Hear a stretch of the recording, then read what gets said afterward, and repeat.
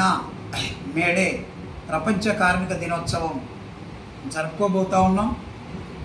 దీని ప్రత్యేకత 1886 అమెరికా దేశంలో చికాగో నగరంలో ఏ మార్కెట్ దగ్గర 8 గంటల పనిదినం కోసం జరుగుతున్న పోరాటంలో సమ్మెలో భాగంగా ప్రదర్శన నిర్వహిస్తున్నటువంటి కార్మిక వర్గంపై అప్పటి అమెరికన్ సైన్యం జరిపినటువంటి కాల్పుల్లో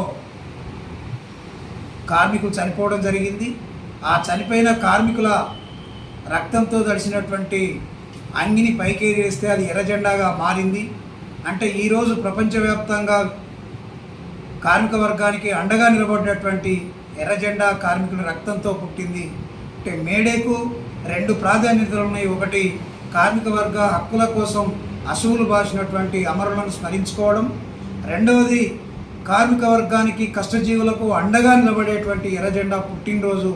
ఈ 2 ప్రాధాన్యతలు పోరాటాల ద్వారా, త్యాగాల ద్వారా ఇప్పుడున్నటువంటి హక్కుల్ని కానీ సౌకర్యాల్ని కూడా సాధించుకున్నాం. ఆ మేడే స్ఫూర్తితోటి మొత్తం ప్రపంచవ్యాప్తంగా భారతదేశంలో స్వాతంత్ర్యానికి ముందు, స్వాతంత్ర్యం తర్వాత అనేక పోరాటాలు, త్యాగాలు చేసి కార్మిక వర్గం చట్టాలను, హక్కుల్ని, సౌకర్యాలను సాధించుకున్నది. కాబట్టి ఈ మేడేను ప్రతి సంవత్సరం మనం సెలబ్రేషన్గా జరుపుకుంటా ఉన్నాం. కానీ ఈ జరిగేటువంటి మేడేను ఒక ఉత్సవంగా, ఒక సెలబ్రేషన్గా కాకుండా ఒక పోరాట దినంగా దీన్ని జరుపుకోవాలి.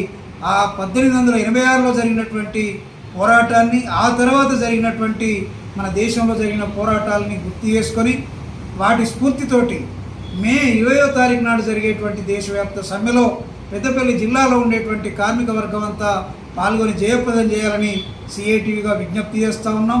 ఎందుకంటే ఇప్పటి వరకు పోరాడి సాధించుకున్నటువంటి చట్టాలు, 29 చట్టాలని నరేంద్ర మోడీ ప్రభుత్వం 4 భాగాలు చేసి 4 లేబర్ కోడ్లు తెచ్చింది. ఆ 4 లేబర్ కోడ్ల సారాంశం: 1, పని గంటలు 12 గంటలు కావడం, సమ్మె హక్కు నిర్వీర్యం కావడం, అదేవిధంగా సంఘం మొత్తం రిజిస్ట్రేషన్ చేసుకోవాలన్న అనేక ఆటంకాలు పెట్టింది. ఇప్పుడున్నటువంటి రిజిస్టర్డ్ సంఘాలను కూడా ఎవరికి చెప్పకుండా రద్దు చేసే అధికారాన్ని కార్మిక శాఖ అధికారులకు ఇచ్చింది. అంటే కార్మిక సంఘాలు కూడా భవిష్యత్తులో ఉండేటువంటి పరిస్థితి లేదు.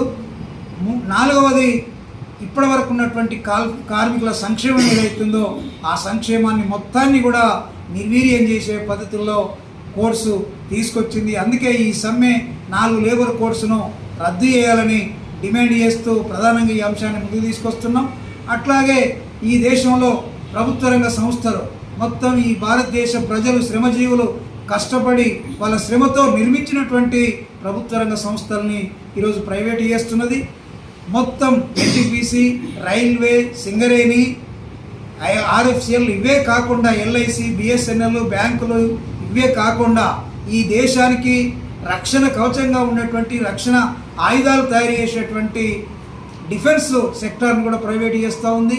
మన శాస్త్ర సాంకేతిక పరిజ్ఞానం కానివ్వండి, మొత్తం ప్రపంచంలో మనం ఒక అత్యున్నత ఆధునిక టెక్నాలజీని సమకూర్చుకున్నటువంటి అంతరిక్షాన్ని కూడా ఈరోజు ప్రైవేటు వ్యక్తులకు, ప్రైవేటు సంస్థలకు అప్పయ్యేటువంటి పని చేస్తున్నది.